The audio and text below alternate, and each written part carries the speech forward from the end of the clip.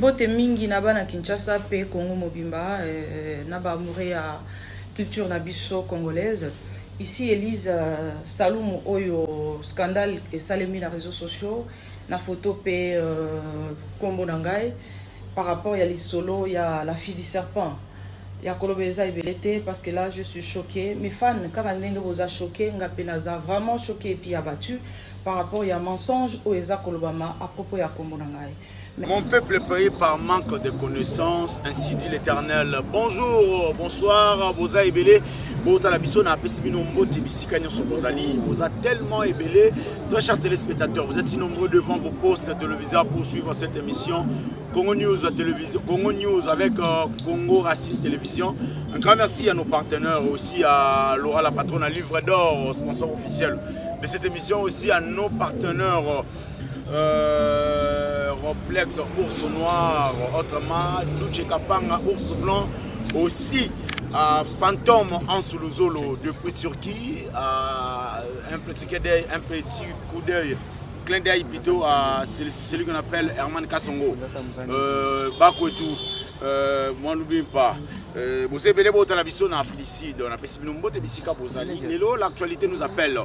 Nous sommes obligés à cause devant vos postes téléviseurs pour parler. Mettre le point sur les yeux, carte sur table. Essayez de rejoindre ma réseau, déranger ma namboka rochango les lois. Actualité est à mon corps. Actualité est belé, Mao na nani, na Jani, pour le belango télélo parce que Mao a reçu ma silence quand la minute après, bah Maramonio so Mao Jani le bagina comme on a, elle s'est décidée à couper ma silence. Pour jouer un micro, on a besoin d'exclusivité à Goloba. Je vous promets déjà. Aussi, celui qu'on appelle Jani Faipei, elle s'est dit qu'il peut a brisé le silence, Abima, il faut Loba. On va parler aussi de Jani Fai. Mais aujourd'hui, l'actualité nous appelle. Pourquoi? Parce qu'il y a un dossier où il est circulé depuis. Ça ne date pas d'aujourd'hui, mais c'était silencieux. Moi, je me pose des questions. Pourquoi Kaka et Zalaka Aye? Pourquoi Zalaka Caleb? Caleb avec Xil, Caleb avec Naomi Barcelone, aujourd'hui Caleb avec Elise Salumu. On se pose des questions. Et ça, pourquoi ça tourne tout autour de Caleb? C'est parce qu'aujourd'hui Caleb, entre guillemets, il faut dire, patron et artiste et comédien. Donc Caleb, parce qu'il a palpé succès, tout le monde a dit que Caleb a fait pas mal de rage, Caleb a continué mon théâtre. Et on va toujours derrière Caleb. Caleb a comme le rôle, on dirait Kofi. Il y a théâtre. Si peut-être qu'on parle de vous, il faut Oluka Caleb. Si peut-être tu veux que Makambo Zalamoy est lancé vite fait, il faut Oluka Caleb. Je ne sais pas. On se pose des questions. Tous les Caleb ont préparé un mot. Tous les Caleb Nazo Salamabe, Bandoko Bombaye, Abu Baromo Bimisaï. Et ça, parmi les Cambo Bandegonions, le quoi va problème, pour déranger, Bissonions soit à la fois. Moi, je n'ai comme qu'on s'inquiétait, il y a Koloba, mais comment est-ce que Ezaki Kofi na musique? Oh, mon Kofi Koto Kofi. Oh, mon Koto Bagele Mbasu Kofi. Oh, mon Koto Kofi. Sur comme Koto de Caleb. Oh, Caleb, moi, na Koto Abunga Kofi. Bah, mais la comédienne, il y a Poto Koto Caleb. Bon, il y a film Caleb. Entre guillemets, on va essayer d'analyser, mettre carte sur table. Lélo, on va essayer de parler sur aujourd'hui. On va essayer de parler sur Caleb Toukebana et Elise Salumu. Oh, il y a tant à silence, justice, cour d'appel, et qu'il y a fixé audience Nabango, qui a 200 000 $. 200 000 $. Il n'y a pas trop longtemps, réseau Moro Awazwara Nzembo, il y a Blus Boula, a tché en haut na sonnerie d'attente, na yesu bat bengi bazwara yoka sonnerie wana. Et ça là, il y avait dans Blus Boula, au moins sur 80 000 $, sur 100 000 $, je ne sais pas. Réseau Moutapé Saka, Blus Boula, 80 000 ou 100 000 $, je ne maîtrise plus mon temps. Lélo individu, s'il faut parler de individu, Caleb, avec Snark Pro, de voir à Elise Salumu 200 000 $, s'il vous plaît. Vali Mazingo. Essayez un peu de réfléchir. 200 000 $, j'ai dit bien. Ce n'est pas quelque chose de facile. Dans plateau, comme d'habitude, je suis avec ma consoeur Clarisse Wechi. Moi, dans la maison, c'est avec lui qu'on va essayer d'analyser, mettre carte sur table noir sur blanc. Je dis un grand merci à Jonathan Moukadiki à la pousse des vies.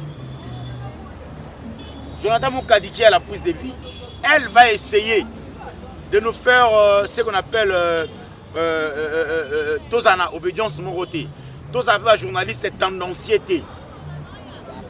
Moi, je ne veux pas être journaliste tendancier non plus.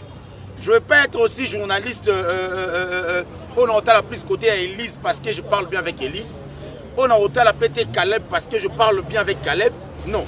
Je vais être aujourd'hui au milieu du village. Élise, c'est une sœur à moi, je l'aime bien. On s'est connu très bien avec Élise. D'ailleurs, nous avons une émission. Nous avons quand même, celui qui disponible. Caleb Tukeban aussi, c'est un vieil à moi que je respecte beaucoup. Na kota na parlé na ye na fanda, na mela mai nanda kwa Caleb, idem ki nanda kwa Élise. Donc Élise et Caleb, bah la famille nanga. Mais alors, s'il y a quelque chose qui me dérange, je suis obligé de le dire. Très chers téléspectateurs, voilà aujourd'hui Caleb fait pas mal de rages, qui cherche un peu à retirer la vision noir sur blanc. À la complicité à Jonathan Moukadi. Permets-moi de vous dire na conscience na Clarisse Wechi. Voilà, merci Jonathan Moukadi, Jonathan Dungini, les DJ, Basangani, Basale la biso Moussala Kitoko Makasi. Clarisse Wechi, bonjour. Bonjour Yamsi. Aujourd'hui, on va essayer de parler sur les analyses. Dans Congo News. Congo News des émissions. Tout ça, on analyse, tout ça, on invité, tout ça, on aussi dans Congo Racine Télévision. Merci beaucoup d'avoir abonné, pour la confiance pour ça. Enfin, chaîne est quand même monétisée. Merci. Ah waouh, oh, félicitations Mouscador. Chaîne est quand même monétisée. Merci beaucoup. Félicitations. Maintenant, nous avons Katanini wana yumuko wana to siki sanini wana olubaki wana. Yemo ba siko siki selo mo yemo ba lubaki. To siki sanini wana. Nous avons l'émission de sur la privé. Ata so boye ba ina mukolo chaîne.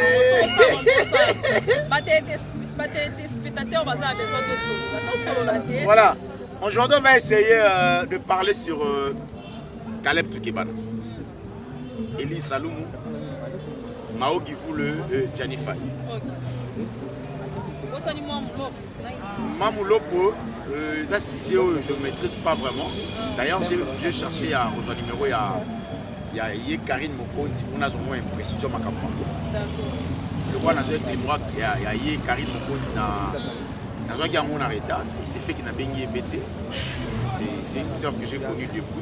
Mamoulok aussi, c'est une sœur que j'ai connue depuis. Mais le roi n'a pas maîtrisé. Tout le monde va faire, on Internet. Bah, on va buzz quoi donc. Il faut pas créer un buzz aussi un buzz. Moi je n'ai pas besoin de créer un buzz. C'est le buzz pour le baka. Clarisse Wechi. Parlons d'abord de Caleb Tukeban. Caleb, on a comment confier le midi à ma comédien. Apparemment entre lui et Saïsaï. Apparemment bah ouais là moi bah titre moi ya qui patron. On a vu il y a beaucoup gauche l'équipe on a bon. Ah bon tombongo il ba té hein. On a vu Edmond, c'est quelqu'un déjà moi j'ai connu depuis. Il a été sponsorisé plus de 10 ans dans Bralima. Plus de 10 ans s'il vous plaît dans Bralima. Plus de 10 ans. Il faut aussi comprendre certains points. Voilà. Est-ce qu'il faut parler? C'est ça aussi le problème. Caleb Saïsaï, patron va comédien. Bon, ça fait un moment qu'il y a comment il peut victime, il y a tentative à violer le mari dans Makala. Oui, là on sait. Heureusement, à Kendara Makala, on a voté Abima innocent, entre guillemets, de PTC d'Ara Abima innocent. Frère ou frère, on ne sait pas, mais la justice a été rendue, Abima qui va. Voilà, aujourd'hui on va essayer de parler sur Caleb. Ça, en tout cas, excusez-nous, les aura intro pour parler de vous, mais on va essayer de parler sur Caleb. Caleb n'a Élise, on a pour montrer sérieux. Le problème, il y a Élise n'a Caleb et ça ni. Le problème en Ouezali, Élise a tourné un film La fille du serpent. La fille du serpent est allé film à Caleb. Élise a tourné La fille du serpent. A tourné film ici, film est venu sur la plateforme Fakebima. Film est bêti n'engi falaki bêta. Tout à coup, c'est fait. Caleb a compris que j'ai appelé à parquet. Accusé par Madame Élise Saloum. Pourquoi? Parce que Azwaki ba vidéo na ye atie yango na ba plateforme nyonso azwi fiche na ye azwi elongi na ye atie yango en fiche sans pourtant asenga Élise Saloum permission. Mais si que créer bango problème ba comme na niveau même ba comme na ba justice. Aller plus loin, Élise s'est réclamé à lobby été yende basola ina Caleb basola qui a joué la fille du serpent mais ya zwaki nyo kabacheye nyo palpable bacheye na nzoto ozaki selon na contrat na bango premièrement. Deuxièmement a joué ce film ya Ndoki ndenge a joué la film ya Ndoki wana il s'attendait pas que film wana ekokai kokoma na niveau ya ba plateforme bacha yango na ba fiche bacha elongi na yende la fille du serpent. En tout cas elle s'attendait pas. Surprise, Amoni et Luminaye na affiche a évité. En tout cas, elle s'est décidée de porter Caleb plainte. Basembi, il y a de manger 300 000 $. Caleb a dit 300 000 $, c'est trop dans le théâtre. 300 000 $ au genre Wapi. Le théâtre, entre nous, on a fait 300 000 $ dans le théâtre. Deux verdicts et Salamaki, Caleb a sali appel dans la cour d'appel. Juger en haut, va devoir Élise Saloum 200 000 $. Parlons d'abord de ça. Caleb fautif, Élise fautif, je ne sais pas. Essayez un peu d'analyse. Bon, ce qui n'a aucun terme, il y a un théâtre congolais. Je vais aller plus loin au Lobaké. Élise Azali adulte, Azamukolo. Je pense que c'est une fille que j'aime beaucoup. Elle est un peu douce comme ça. Elle est bien dans le groupe théâtral. Il y a Maman Hélène. Marie-Hélène Lota. Marie-Hélène, on a bien joué à Kuna. Mais on sait que tous, ils sont tous bien à la théâtre, bien à la batoti. Déjà, qu'il y a au soutenir, il y a besoin de soutenir. C'est un peu ça. Tant que bengi, pesi rôle moi la jouer. Azaki na consentement ya yemoko Élise. Dans au milieu du village, je ne suis pas contre Élise, je ne suis pas pour Caleb, je ne suis pas contre Caleb, je ne suis pas pour Élise. Je suis au milieu du village, dans sa analyse par rapport à Yamamouele Kanana théâtre congolais, s'il vous plaît. Azaki na consentement na ye. Ezaki na consentement na ye. Accepta ki koya ko jouer. Elle savait bien tant azo jouer na théâtre ya Caleb, ayeba ki rôle nini o bazo pesa ye. Elle savait qu'elle était aussi l'artiste principale de la série wana La fille du serpent. Voilà. Il faut te réfléchir comme des intellectuels.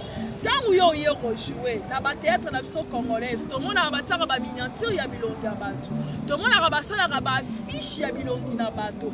Comme elle était l'artiste principale de cette série ou film, je sais pas moi quoi, bazui batie ba poser elongi na ye na kati ya affiche wana.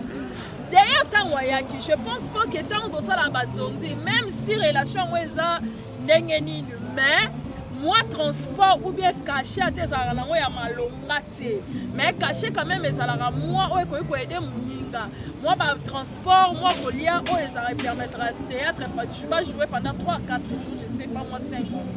Elle était contente de venir jouer.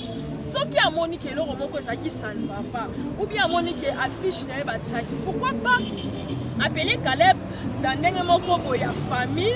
Je pense pas que c'est la toute première fois à jouer dans le film à Caleb. Dans mon a 2-3 fois dans la série à Caleb. Mais on sait que cette série a fait vraiment le rage. Et ça a vraiment succès la fille du serpent. C'est là même que j'ai découvert la qualité il y a un carnet rôle naïe. Tu viens dans le consentement là. Tu acceptes, tu viens, tu joues. On te donne ton cachet même si à cachet moi ça rend insuffisant. Mais quand même tu acceptes. Mais quand même, tu as accepté. C'est ça, le problème, c'est quoi? Le problème, on s'est posé, c'est que Oyaki, Otimaki, au jouer, au tourner, peut filmer, et ça, et où mais ça date, c'est pas une série, il y a les lotés, il y a l'hôpital. Ceux qui dans sa mémoire a bien peut-être que ça a fait 2 ans ou une année passée déjà, série, on est les canaux déjà, mais comment venir aujourd'hui pour comporter mon nos plates? Si on a qui est ça ma belle, on va quoi ça moninga que non, en tout cas nous on la fiche wana na monia en tout cas on la fiche wana ou bien peut-être na su to bien na su retomber moko ya bien ou bien sur le point négatif par rapport à film na joie qui na moni peut-être tu es mon frère supprimé ou bien on la fiche wana. Peut-être je pense pas que Caleb va pour entendre pour si quelqu'un le dit que on la fiche non est mais on la neni pendant qu'il fiche tambouli déjà monde entier Caleb on la fiche pas ça va péquer ça le mais si les problèmes là que ceux qui ont la thème mais il fallait pas lucata solution mon côté la vie après pas solo là on est au même moninga on a justice on a roloba $300,000 c'est beaucoup Caleb a un bon hôtel. Moi je connais Elise. Même $50,000 Caleb a un bon rapport c'est Elise $50,000. Moi je connais Elise, c'est une fille très douce. C'est pas vraiment pour défendre. Et bon, parlant de Caleb et pour défendre Caleb na Elise. Parlons du côté positif de Caleb et Elise. Sur le plan artistique, moi je suis artiste et comédien, malheureusement que je ne le fais plus non plus. Je suis artiste et comédien. J'ai joué 2 fois. Une fois on a filmé à Elise, on a joué ni à moitié nu s'il faut dire. À moitié nu. À moitié nu au fond de l'Elise. Non, attends, mais là, ils ont dit mais boyo kanara bon. Voilà. Na théâtre boyo kanara bon. Boyo yara secondaire nga pena ya. Ya on a vu mais est-ce que fait ba Elise ici ko tia comme la. Donc qui olobi qui affiche combien de affiches au Caleb basali ba série ya ba théâtre. On parle même pas de Péchang. On parle même pas de Exil. Il y a Sina. Non, et ça n'a pas film même aujourd'hui Péchang Azaki artiste principal. Et ça n'a pas film même super Exil et Beta et Cantona. Également Sila. Également Sila. Et Beta fait cartonnement. La fille du serpent. OK. Karachi Kakufa. OK. Moi je vois film Kindoki. Mais c'est une rôle qu'on a écarté. Et lui, qu'on a battu que ceux qui a écarté qui rôle, il y a serpent, c'est qu'un nègre, tout le monde a un serpent. Donc, tout ça l'analyse. Tout ça l'analyse. Tout ça l'analyse. Analyse tout ça du côté positif et donc, non, du côté négatif. Est-ce que Karashika, elle est la seule qui a joué un film à Suyakindo? Combien des artistes de Nigeria ont joué? Film Oyo et Beta Makasi.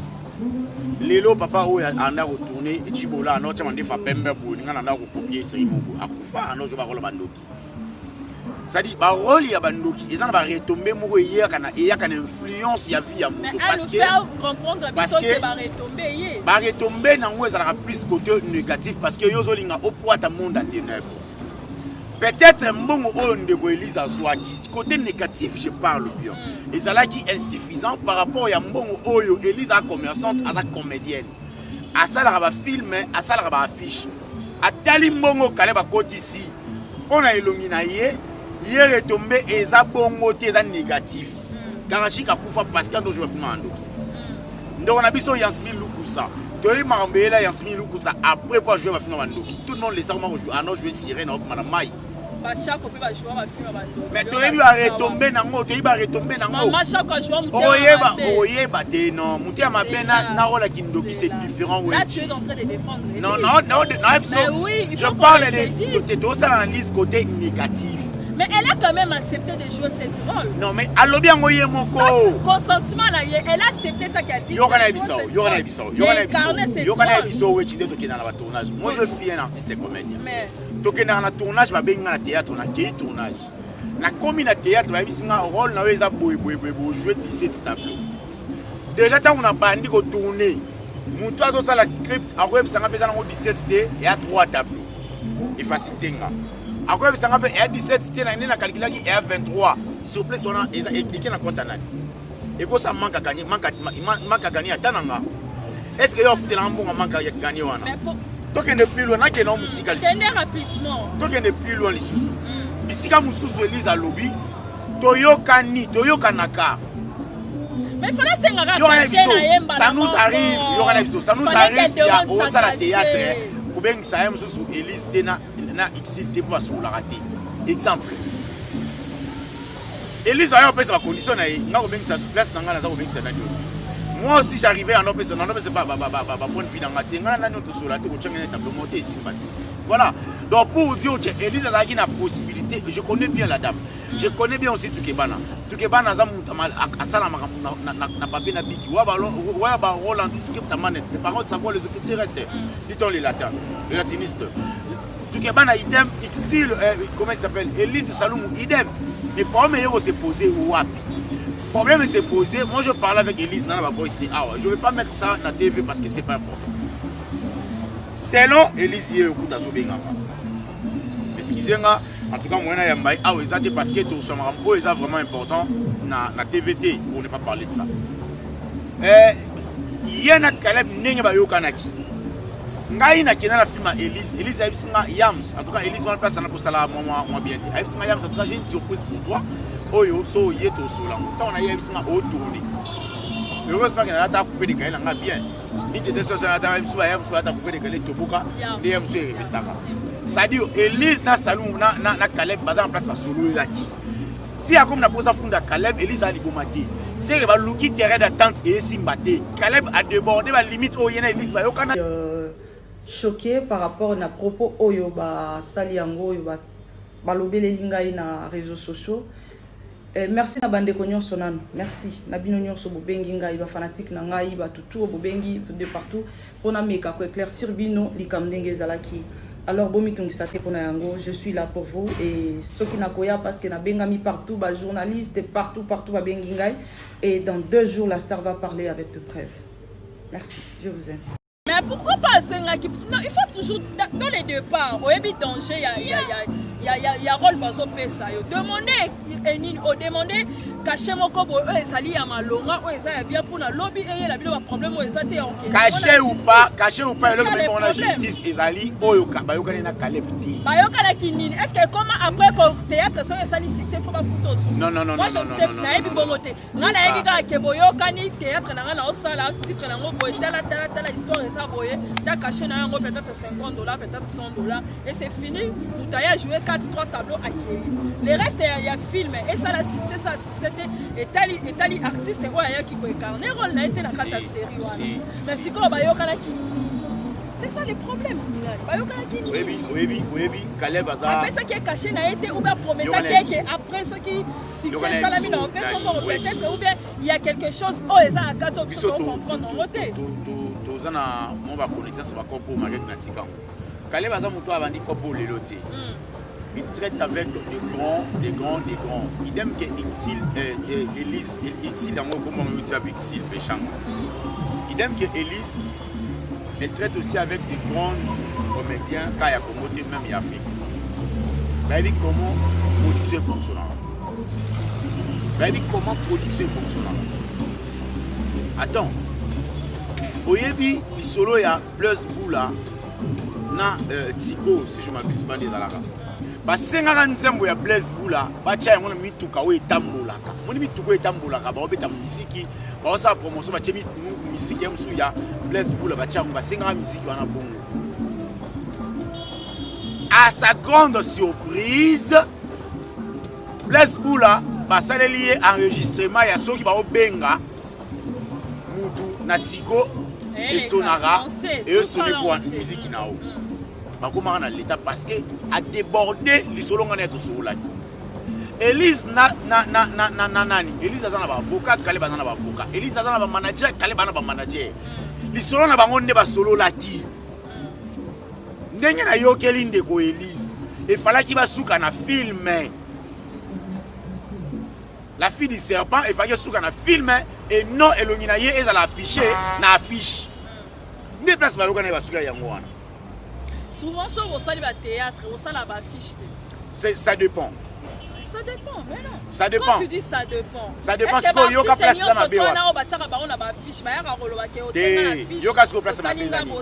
La fille du serpent, on m'a dit si vous avez bon. On a habité dans le côté appelé Lise, dans le côté appelé Caleb, mais on a toqué dans le débat musique.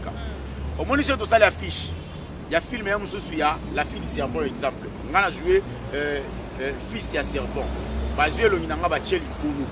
parce que na principal bazio longi bat bajouaki batie na C batie Msuwechi batie Jonathan batie banani voilà mais siko yango eza bongo te yango eza la fille du serpent babombi bato nyonso bajouer na kati batie ka Elise que ces artistes voilà yango est-ce que c'est yango est-ce que poser problème principal yende pena jouer ba rôle écarter ba rôle wana nyonso ba nyoka ba nini tout pendant que eloko ngabe na condamner mukubu wa Caleb yango wana pendant que ba comédien bazaki be ba jouer na film il fallait aussi la fiche ya munene au ba comédien nyonso ba jouer. Il pourrait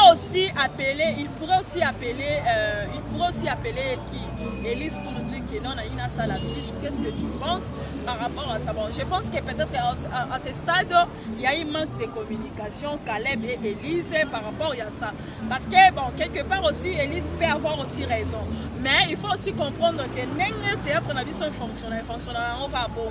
Théâtre a fonctionné.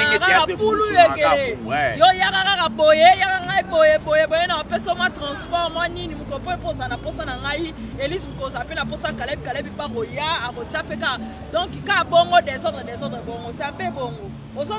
Normalement, quand on joue, on comme ça peut être comme un peu professionnel. Attention que ça mais comme un peu professionnel. Moi je me demande, bureau à la surtout au salaire, pourquoi? Bosa ba secrétaire, bosa na ba adjoint, bosa na chef à répétition, bosa na boy, mais attends on ngo ça les locaux pour contacter mutu oyo peut-être mutu mutaza na ndenge na été ceux qui pêchent à tikaki la tikaki Marie-Hélène tikaki na ebinga été belle-fille tout consort batiki peut-être mutu mususu a rotika te ça un peu ça on a compris pour le vous avez les beaux la biso, ça fait très mal. Maman, qui est moins bien té. Parlons de Elise, ma soeur Elise Saloumou. Tu es allé au-delà, s'il te plaît, excusez-moi. Tu es allé au-delà. Comment 300 000 $? Est-ce que combien dans un compte bancaire 300 000 $? 300 000 $, on fait ça. Attention, on affiche. Il faut 50 € mobile, 300 000 $. Ou bien, tu vois, cette histoire, je trouve ça compliqué. C'est qu'il y a quelque chose dedans là. Soit Caleb a promis à Elise quelque chose pour réaliser en côté. Bon. Soit c'est ça histoire, il y a chéri entre guillemets, l'amour à l'intérieur, on ne sait pas moi quoi. Il promet ou bien salamité parce qu'au-delà, même si tu as une affiche, même si c'est ton frère, 300 000 $. D'abord, avec 50 000 $. 50 000 $, pour débattre au soukata, $20 000. Au-delà, il y a 300 000, 200 000 $. C'est au-delà, s'il te plaît. C'est trop, c'est beaucoup. Caleb a c'est au-delà. Même si il y a un patron et un comédien, est-ce qu'il peut avoir un rose en compte, il y a 100 000, 200 000 $? Je pense pas. Alors, comme on en a 10 000, 15 000. Bon, attention, Caleb pas d'un patron. Caleb a son voiture, il y a, comment on appelle ça? Range Rover. Il y a 0 kilométrage. Caleb a un patron quelque part. Peut-être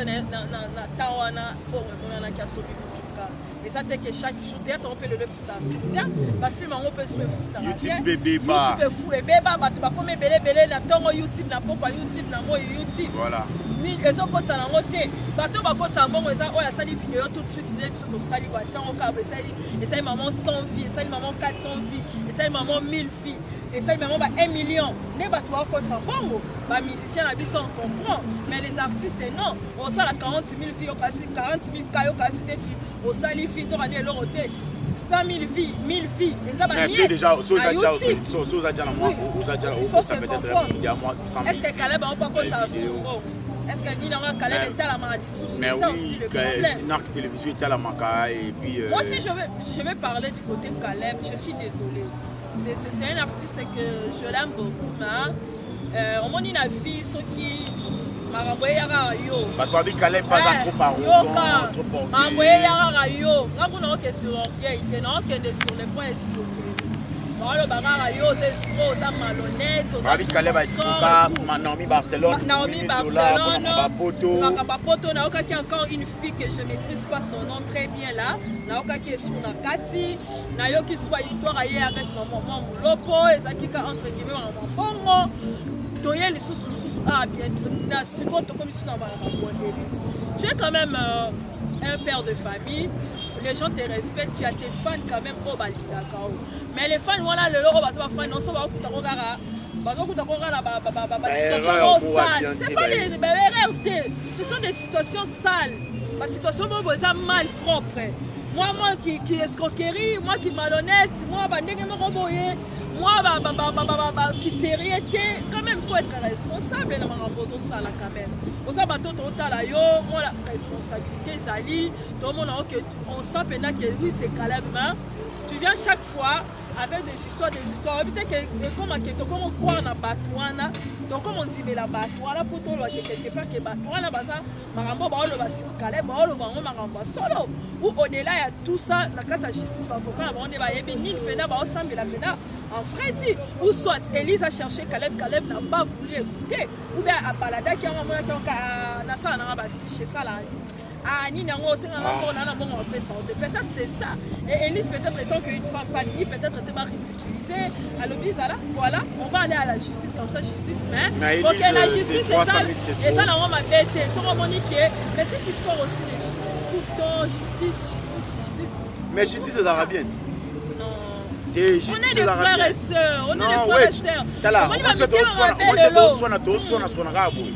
dois soit na balabala to risque tout le monde mabalo kutamba ngana neti ngana linga to soit na maji jazana mando soit na aokoma wewe toko sana magambo ezate mais ce que Monique les opinions non OK na justice c'est pas mal mais il y a voilà oh Elisa ça les a nuire je crois que pour pousser Caleb vraiment la souka je peux dire est-ce que Caleb peut trouver des $100,000 attention à te range à te parcelle là donc il faut na Elisa le quoi il y a Joaquin la fille du serpent alingi vraiment qui était si na souka donc qui serpent wana de côté la carte à Elise to mili bon wabe wana de côté la carte à Elise ya wana ningeti ka ndeko na par terre so ateki le londa ateki le mutuka wana après sur mo wana et ça l'autre moi je suivi papa Wimba Kofi Olomide papa Wimba Kofi Olomide va soiniti fin de compte papa Wimba batuni Kofi Olomide tu veux quoi